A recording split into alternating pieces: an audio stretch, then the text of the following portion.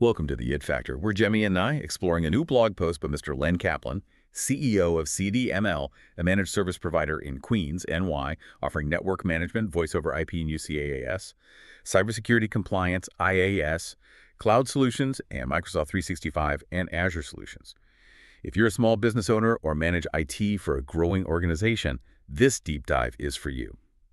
So we're jumping into a really critical topic today, all based on that CDML blog post, how to protect your Microsoft 365 identity and data with Entra ID and Defender.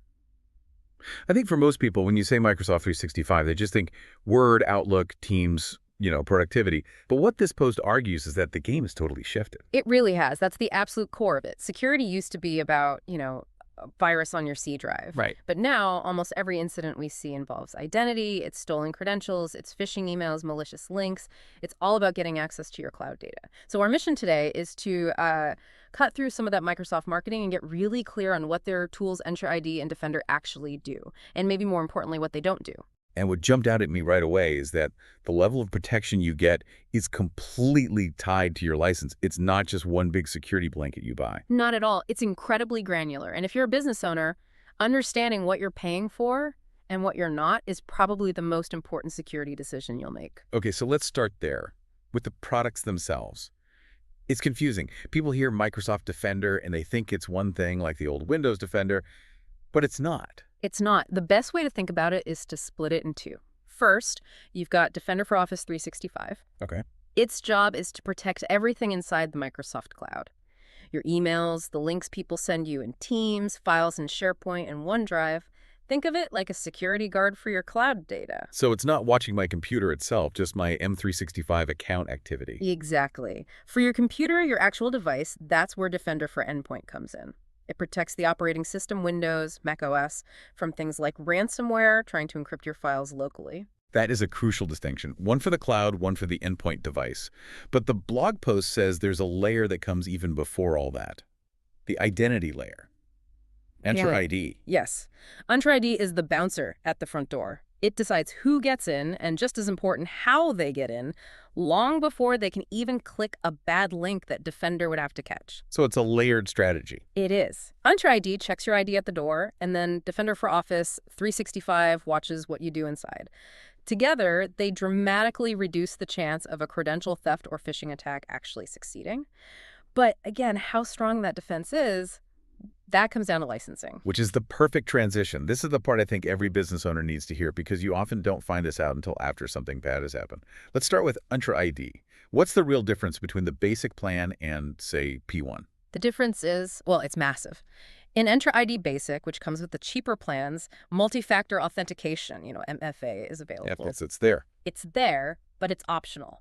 There's nothing forcing your users to turn it on. The jump to Entra ID P1 is where you get the real power because it adds conditional access. And conditional access is the game changer. Why? What does it do? Conditional access lets you build rules, smart rules. So instead of just a password and a code, the system checks other conditions. Is this person logging in from a known company device? Are they in the United States? Is their device encrypted?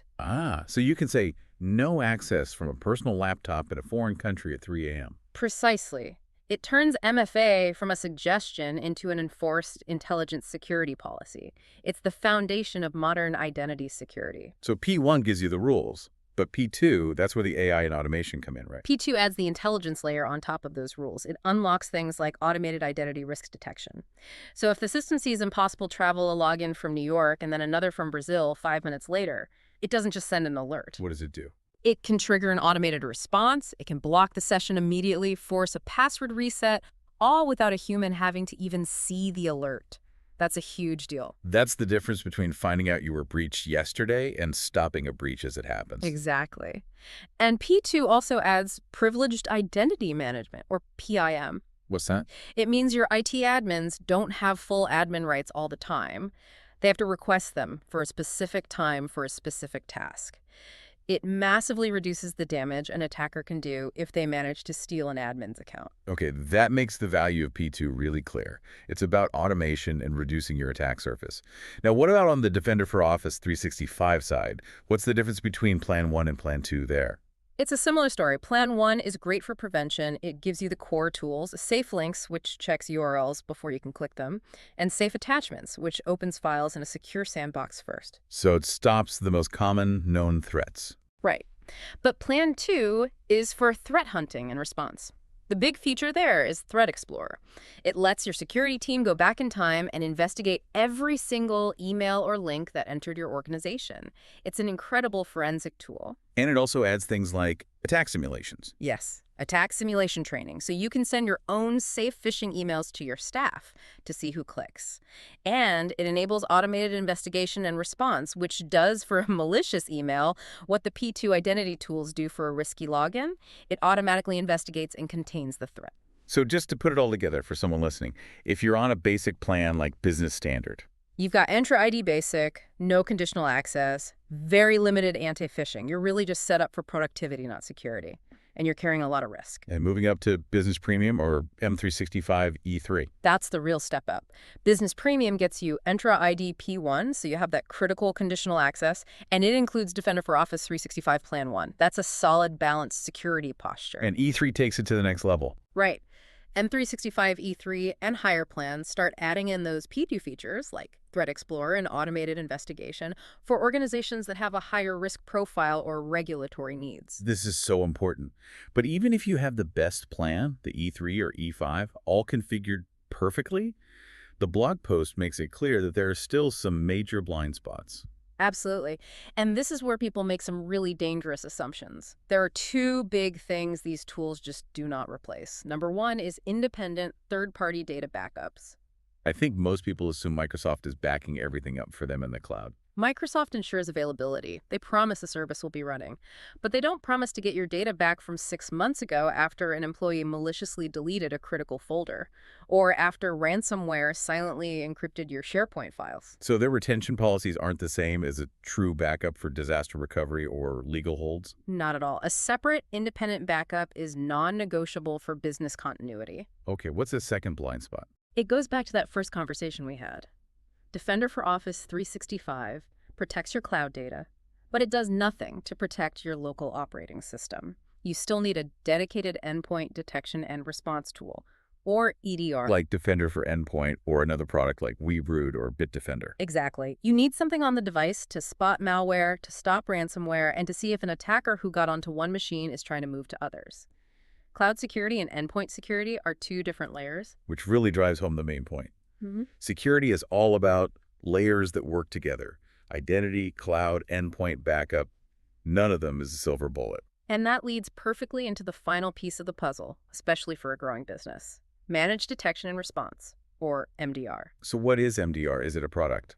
It's a service. It's a human layer of expertise that sits on top of all these tools. It's a 247 security team monitoring all the alerts from Entra ID, from Defender, from your endpoints. So it connects the dots between an alert over here and some weird activity over there. That is the crucial value. A sophisticated attacker might not trigger one big, loud alarm. They trigger a lot of small, quiet ones. The automated tools might miss the pattern. But a human analyst at an MDR service sees the whole picture. And they can respond instantly, even at 2 a.m. on a Sunday. Which reduces what we call dwell time. How long an attacker is in your network before being discovered. Limiting dwell time is everything. It's the difference between a minor incident and a catastrophic breach. This has been an incredibly clarifying deep dive. The biggest takeaway for me, and hopefully for you listening, is that Microsoft 365 security is so much more than just a spam filter. It's a whole integrated system of identity, data, and collaboration protection. And moving from just cleaning up problems to actually preventing them means you have to understand how these pieces fit together. So if you're not sure if your current plan is really protecting you, we definitely recommend contacting the CDML team to start that conversation. They can help you figure out what's right for your business. And remember, new blog posts with this kind of insight come out every Tuesday and Thursday. You can visit https://cdml.com and subscribe to their blog to read more. And if you like this deep dive, please let us know by clicking that thumbs up button. Till next time.